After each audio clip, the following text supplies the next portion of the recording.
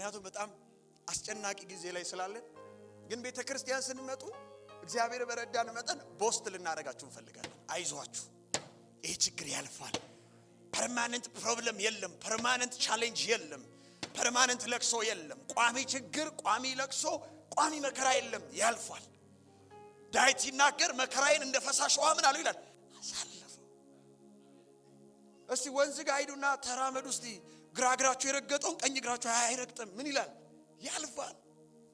በኢየሱስም ዛሬ ችግራችሁ እንደዛ ያልፋል፣ እንደ ፈሳሽ ውሃ ያልፋል። አሜን ነው። ጠላት የቆምክበት ላይ እዛው ላይ ሊያስቀር ሲፈልግ እግዚአብሔር ያሳልፈዋል።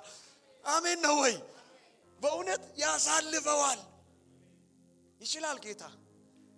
እና መጽሐፍ ቅዱስ ሉቃስ ወንጌል ምዕራፍ 7 ከቁጥር 11 እስከ 17 ድረስ ያለውን ሐሳብ ሉቃስ ሲሰጋው ይላል እዛ ከተማ ላይ ደስታ ሆነ። ሁሉን ይችላል ጌታ። እና ቃሬዛውን ነካ፣ ተነሳ፣ ለእናትየው ምን አላት ይላል ሰጣት። አሜን ነው። አንድ ደቂቃ ወይም 30 ሰከንድ ዝም ብላችሁ አስቡ። ምናልባት ቃሬዛው ላይ አስተኝታችሁ የመጣችሁት ነገር ካለ በዛ ጉዳይ ላይ ክራይስት ዲል እንዲያደርግበት የምትፈልጉት ነገር ካለ ዝም ብላችሁ 30 ሰከንድ ልሰጣችሁ ፈልጋለሁ። ዛሬ እሱን ጌታ ቃሬዛውን ይነካዋል። አሜን። በቃ ይነካዋል። ይሄ ጉዳይ ሞቶብኛል፣ ይሄ ጉዳይ አሁን እያወራ እየተናገረ እየተንቀሳቀሰ አይደለም። ይሄ ጉዳይ ለቤቴ ሐዘን ይዞ መጥቷል፣ ለቤቴ ለትዳሬ ለልጆቼ ችግር ይዞ መጥቷል፣ ለአገልግሎቴ ፕሮብለም ነው። አሁን ይሄ ነገር ግን እንዲፈታ ፈልጋለሁ የምትሉ ሰዎች አላችሁ። ጌታ ይመጣል። ቃሬዛውን ምን አለው ይላል አንተ ጎበዝ ተነሳለሁ። ኢየሱስ ያድላል።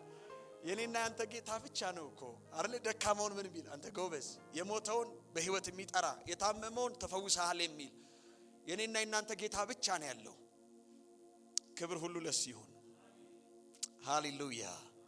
እንደ እግዚአብሔር ያለ ማንም እስቲ በሉ እንደ እግዚአብሔር ያለ ማንም